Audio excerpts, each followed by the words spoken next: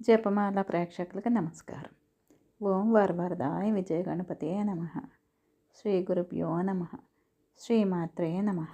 ఈ భాగంలో పార్వతీదేవి పుట్టడం గురించి తెలుసుకుందాము. మేనకాదేవి హిమవంతుడు ఇద్దరు కూడా చాలా ఆనందంగా గృహస్థాశ్రమ ధర్మాన్ని ఆచరిస్తూ ఉన్నారు. ఒక శుభముహూర్తాన బ్రహ్మ విష్ణువు దేవతలందరూ కలిసి హిమవంతుడు గృహానికి వచ్చారు. హిమవంతుడు విరించి విష్ణుదేవులను చూసి, దేవతా సార్వభౌములారా, వేల కొద్ది సంవత్సరాలు తపస్సు చేసిన వారికి ఈ మహాభాగ్యం లభించదు. మీ రాక వల్ల నా గృహం పావనమైంది, నా జన్మ చరితార్థమైంది. మీ పాద పద్మాలకు అర్ఘ్యపాద్యాదులు విధులు చేతుల స్వయంగా అర్చించే మహాభాగ్యం నాకు ప్రసాదించడానికి మీరిట్లు వచ్చారు.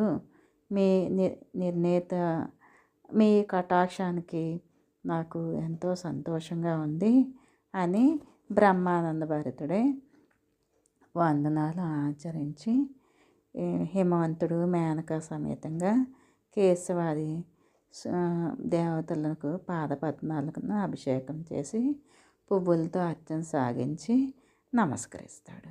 అతిథి సత్కార్యాలు ముగించుకొని అందరిని కూడా సంతోషంగా చూస్తూ ఉన్నారు. నగరాజా, సతీదేవి దక్షయజ్ఞాన దగ్ధమైంది. శివుడు భార్యా వియోగంతో సహింపజాలుకున్నాడు. విష్ణుమాయ శంకరునికి వైరాగ్య రూపం ఆవరించి పరమేశ్వరుడు భార్యా వియోగ క్లేశం మరచి తపస్సమాధి అందున్నాడు. శివునినే భర్తగా కావాలని సతీదేవి కఠిన తపశ్చర్యలు పూనింది.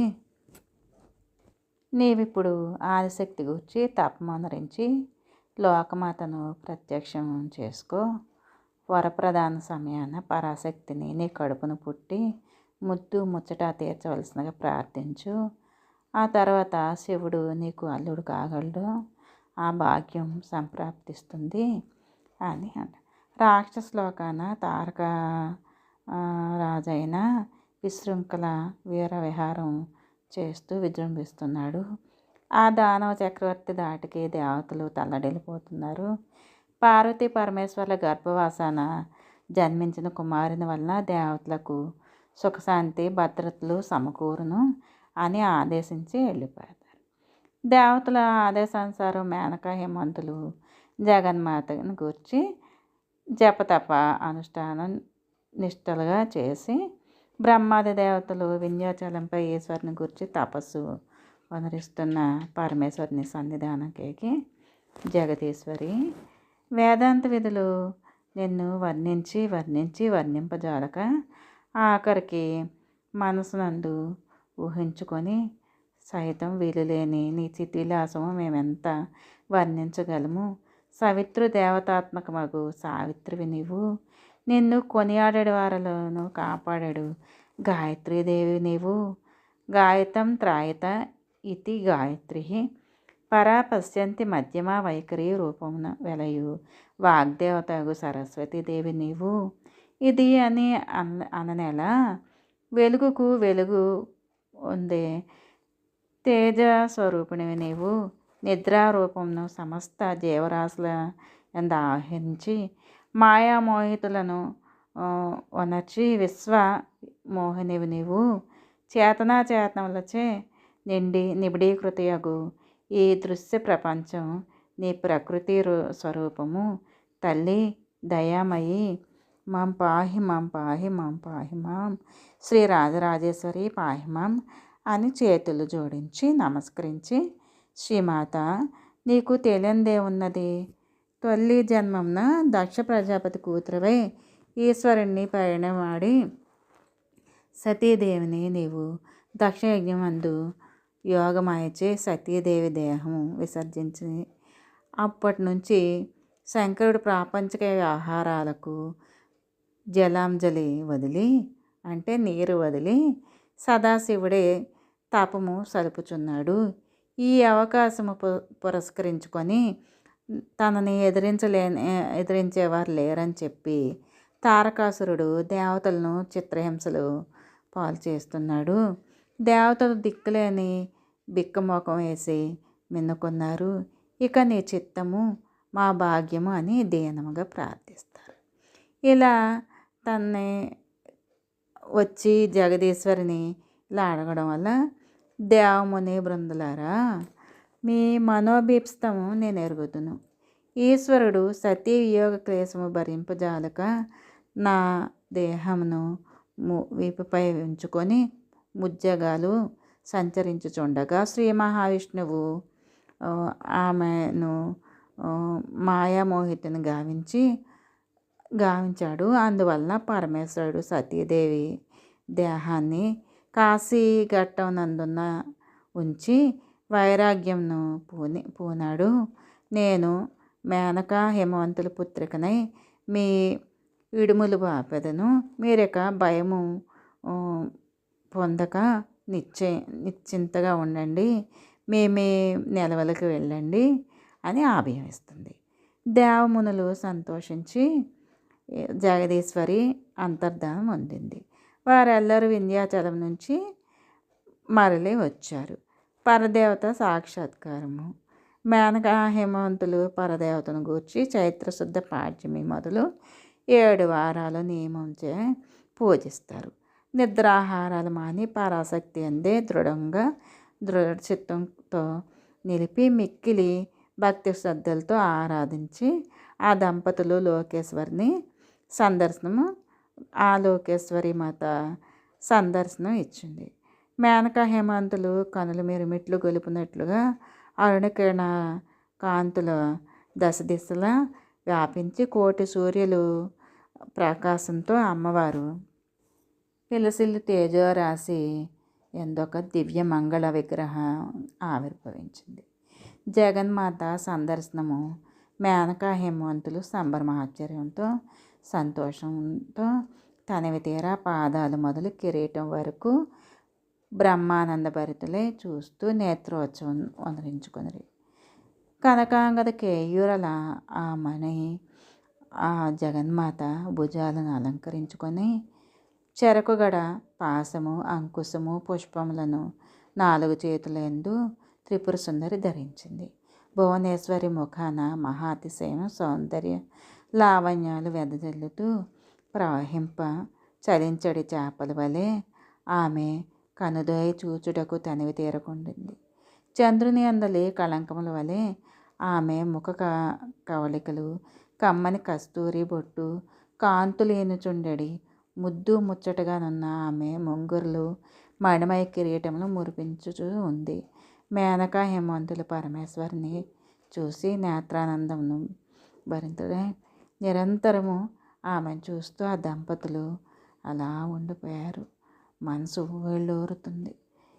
ఆ బ్రహ్మానందం ఎడతెగక అనుభవించవలను అనే జగన్మాత తమ కన్నుల ఎదురుగా నిలబడి ఉంది అని అనుకొని ఇది అసాధ్యం కాదు కదా, సాధ్యమటెట్లు? ఆ త్రిపుర సుందరి తమ ఎంట పుట్టి పెరిగి తమకు ముద్దు ముచ్చట తీర్చు మురిపెముగా కూర్చున్నట్టే ఆమె సాధనోపాయంనకు ఆ దంపతులు మది ఊహించిరి. మనసులో ఆ తల్లి తన బిడ్డగా పుట్టి ఎంతో మురిపిస్తూ తమ చేతుల్లో పెరుగుతున్నట్టుగా వాళ్ళు ఊహించుకున్నారు. భువనేశ్వరి మేనక హేమంతులను చూసి నిర్మల భక్తిచే నిశ్చల చిత్తం నిరాహార దీక్షచే మీరు అనురించిన తపస్సు నేను మిక్కిలి సంతసించితిని. మున్నెన్నడూ ఎవ్వరూ పొందజాలని వరమైనను మీకొసకి నేను సంసిద్ధురాలై ఉన్నాను. మీ మనోభీప్స్తాన్ని నాకు ఎరిగించండి అని అమ్మవారు పలుకుతుంది. మేనక హేమంతులు ఆనందానికి అవధులు లేవు. సకల లోకేశ్వరి సాక్షాత్కరించిన ఆ మోఘం వరములు ఇస్తాను అని చెప్పిన ఆ కరుణతో పలికినంతనే ఆ దంపతులు ఇద్దరు కూడా ఒకరినొకరు చూసుకుంటూ శ్రీదేవితో జగదీశ్వరి 14 లోకములను కన్న తల్లివి నీవు. నిన్ను కన్న తల్లి తండ్రులు ఎవరూ లేరు. అట్టి నీకు జననీ జనకులై లోక విఖ్యాతి పొందుట కన్నా మాకు కావాల్సిందేముంది? మా వంశం నిలుపుటకై పురుష సంతానము కూడా ప్రసాదించమును అని ప్రార్థిస్తారు.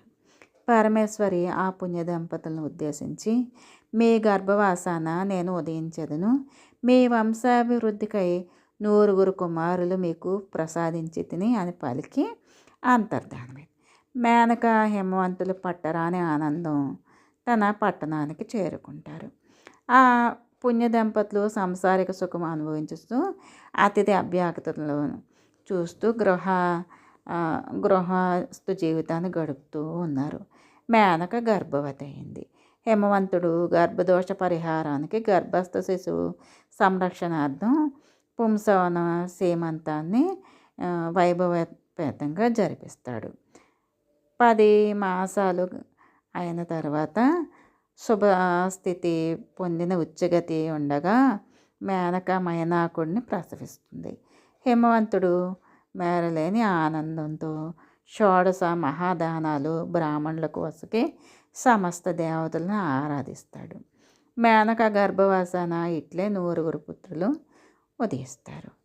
పరదేవత వరం ఫలితం ఆమె గర్భవాసాన ఎప్పుడు ఉదయించునా అని ఆ దంపతులు ఎదురు చూస్తూ ఉన్నారు. ఇట్లు కొంతకాలం జరిగిన పిదప మేనక గర్భం దాల్చి 10 మాసంలో జరిగిన పిమ్మట చైత్రశుద్ధ నవమి ఆరుద్ర నక్షత్రమున స్త్రీ శిశువు ప్రసవించింది. ఆ శుభ సమయాన దశ దిశలా ప్రకాశించింది.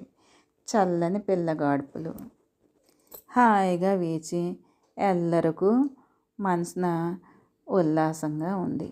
దేవతలు పూలవన కురిపిస్తారు. దేవదుందుబులు ఆకాశాన్న మ్రోగి గంధర్వులు పాటలు పాడు అమర వయస్సులై నృత్యం సలిపి ఇంద్రాది దేవతలు పరమేశ్వరిని వేయి విధాలు స్తుతించారు. పురిటి ఇంట వెలిసిన శిశువుని మేనక ఇరుగు పొరుగు వాళ్ళు ఆ ముత్తైదువులు చూసి ఆశ్చర్యం. ఆ పసిపాప 3 కన్నులు 4 చేతులు కలిగి కనులు మిరుమిట్లు గొలుపు దివ్య ప్రభలచే వెలుగొందుతూ ఉంది. ఈ వింత దృశ్యం చూసి మేనక శిశువు వంక చూసి, తల్లి జగదీశ్వరి, నీ స్వస్వరూపం భరింప మేమెంతవారము, సామాన్య రూపం దాల్చి మమ్మల్ని సంతోషపెట్టి ప్రార్థిస్తాం. ఆ శిశువు 2 కన్నులు కలిగి 2 చేతులతో ఉండి తల్లి పాలకే రోదన చేస్తూ ఉంటుంది.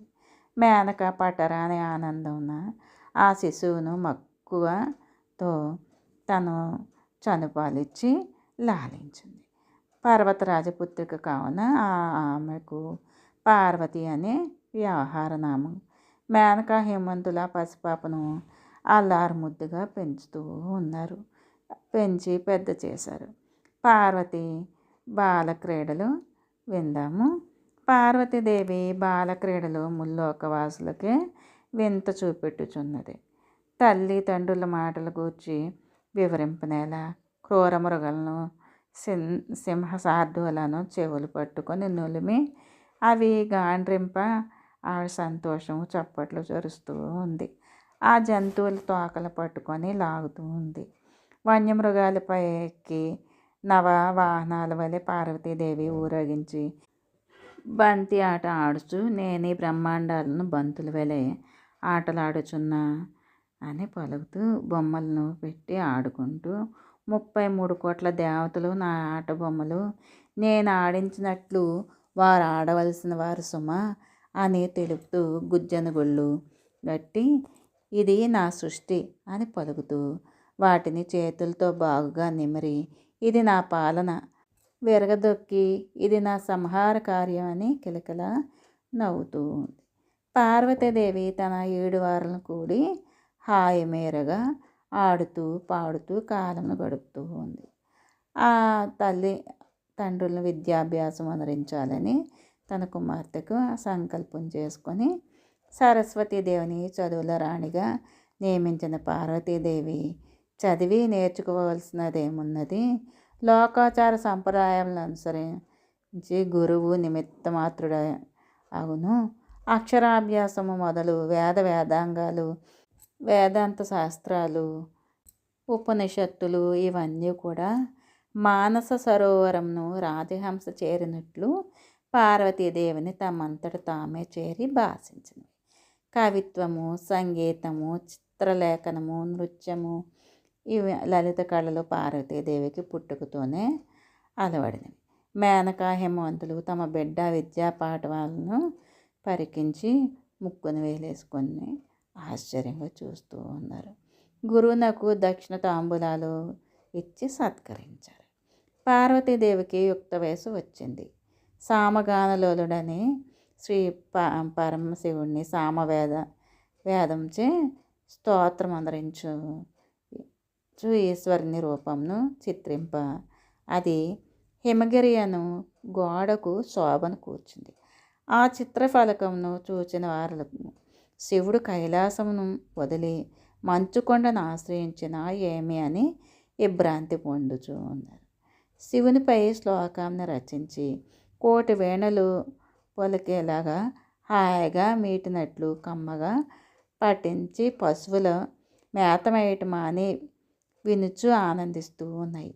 పాములు పరవశించి పడగలెత్తి తలలూపుచూ ఉన్నాయి. ఒక్కొక్క వేళ పార్వతీదేవియే గాన పారస్యమును మైమరిచి శివుని చిత్రాన్ని చూసి ఆవిడ నాట్యం చేస్తూ ఉంది. ఒక్కొక్క సమయంలోనే నారదుడు మహతి మీటుతూ శివభక్తి గేయాలు పాడుతూ హిమవత్ పర్వతం చేరుతాడు. నగరాజు నారద మునీంద్రుని అర్ఘ్యపాద్యాలు విధి సత్కారాలు చేసి ఉచితాసనం కూర్చుండబెట్టి నారద మునీశ్వరుడు పర్వతరాజును కుశల ప్రశ్నలు అనర్చి యోగక్షేమాలు అడుగుతాడు. పర్వతరాజు సురమునీంద్ర, మీరు త్రిలోక సంచారులే కాక త్రికాల వేదులు, మీకు తెలియని విషయాలు లేవు, ఉండబోవు. మా పార్వతీదేవి యుక్త వయస్కురాలై వయసు వచ్చిన కన్యను తగిన వరుడికి ఇచ్చి వివాహం గావించి మాతాపితృల కర్తవ్యం కదా. పార్వతీదేవికి తగిన వరుడు ఎవరో మీకు తెలిసి ఉండును. మాకు ఆ విషయం వివరించి కృతార్థులం అగుదు అని పార్వతీదేవిని పిలుచుకొని ప్రార్థిస్తారు. నారదుడు హిమవంతుని చూసి, నాగేంద్ర, పరాశక్తి నీ తపమునకు మెచ్చి నీ ఇంట పుట్టిన విషయం నీకు తెలియంది కాదు. ఈ అమ్మాయి పరమేశ్వరుడగు శంకరుని రాణి కాగలదు. దేనికైనా సమయం కలిసి రావాలి. ఒక శుభముహూర్తాన కైలాసనాథుడే స్వయంగా వచ్చి పార్వతిని చూచి నీతో వైవాహిక సంప్రదింపులను నడిపి ఈమెను పెండ్లి ఆడగలడు. శివుడు నీకు అల్లుడవుతాడు. నీ ఘనత సర్వాతిశయం అలరారుతుంది. కావున చింత దక్కియుండు అని తెలిపి గగన మార్గాన్ని వెళ్ళిపోతాడు.